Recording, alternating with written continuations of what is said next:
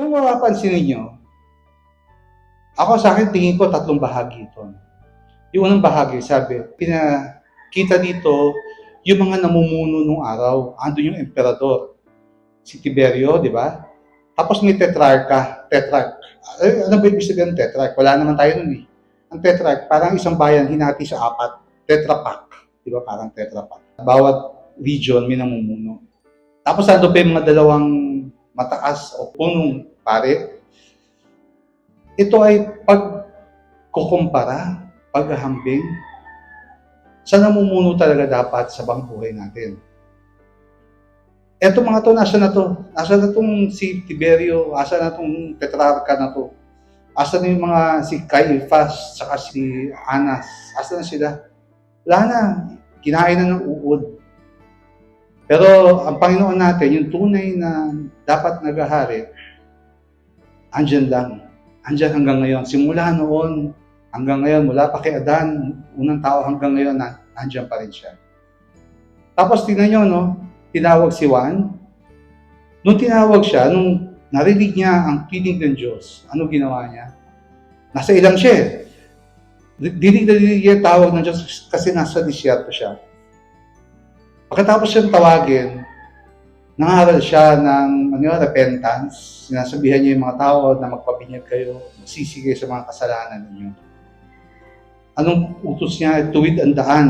Yung mga lubak, ipatag. Yung mga matataas, ipatag niyo yan. Diretsyo niyo ang daan ninyo. Ibig sabihin nito, para sa atin, tuwid natin ang daan natin, tuwid natin ang buhay natin.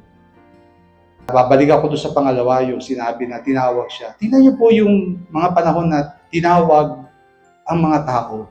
Si Moises tinawag para ilabas ang mga tao galing sa Ehipto, papunta sa lupang pangako, ano? So, ano ginawa? Tinalikuran yung dating buhay. Yung buhay na makasalanan sa Ehipto. Egypt is a symbol of sin. Tinalikuran nila yan papunta sa lupang pangako. Sino pa yung mga tinawag? Magbibigay lang ako na ilan na. Si Jonah. Si Jonah tinatawag ng Panginoon. Ilang beses siyang pinuntahan. Takbo ng takbo. Pero bandang huli, hindi na siya nakatakas kasi nilamon na siya ng isda. Nandun lang siya, hindi siya makaalis doon. So wala siyang magawa kundi tumugon. Siyempre, na transform din yung puso niya. Sino pa tinawag? Si Nathan. Tinawag para sabihan si David para magbago. Tapos nga, itong si Juan Bautista. Tinawag siya para sa kapatawaran ng kasalanan. Magpabinyag kayo. So, yun lang hiningi niya sa mga tao na magsisi kayo at talikdan ang inyong kasalanan. Ngayon, apply natin sa buhay natin itong tatlong punto na to.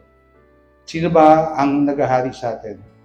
May mga tao ba tayong Diyos? May mga gamit ba tayong Diyos? O dapat ang Panginoon lang ang Diyos natin? Narinig nyo na ba ang tinig ng Diyos? Narinig nyo na? May boses ba siya? Ang boses niya, alam nyo kung sino? Tayo din. Tayo mga magkakasama dito, tayo yung tinig ng Diyos para sa bawat isa. Naririnig niyo ba ang tinig ng Diyos sa kalikasan? Naririnig niyo ba? Bakit tayo maraming bagyo? Kasi kagagawan din natin yan. Huwag nating isisi kung kanino na kalat nyo kasi tayo bilang tao magkakasama tayo. Ang tinig ng Diyos naririnig sa kalikasan. Ang tinig ng Diyos naririnig sa sarili natin. Meron bang nangyayari sa buhay ninyo na kailangan tayong tumugon sa Panginoon? May sakit ba kayo ngayon? Meron bang may sakit sa pamilya ninyo? Yun yung mga tinig ng Diyos na pag narinig mo, dapat tugunan natin.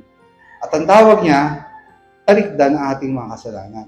Ituwid ang landas. Ang tanong ngayon, ano sa buhay ko, sa sarili ko? Ang tanong na to para sa ating lahat. Para sa sarili ko, ano ba ang dapat kong ituwid? Meron ba akong ginagawa sa buhay ko ngayon na dapat mabago?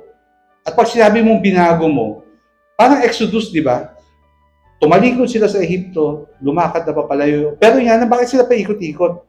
Kasi lagi nila sinasabi, buti pa doon sa Ehipto, busog kami dito, ginugutom mo kami. Buti pa sa Ehipto, may tubig kami dito, uhaw kami.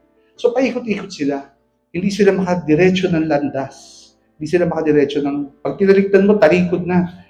Di ba pagka, ano ba ibig sabihin ng repentance? Metanoia, ibig sabihin ng metanoia, talikod ka 180 degrees. Huwag 360 kasi 360 babalik ka lang 180, tapos lakad ka na papalayo.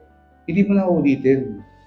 So ang tanong dito, ano ba ginagawa ko sa buhay ko na kailangan talikdan ko yung kasalanan ko at lumayo? Hindi yung pabalik-balik hindi yung mamaya konti. At kunyari, kasalanan mo, ano ba mga madalas kasi pagsisinungaling. O tatalikod ako, hindi ako magsisinungaling. Mamaya konti, eto ka na naman. Ano ba yung mga kasalanan? Yung pagnanakaw. Titigil na ako, pero mamaya konti, eto na naman.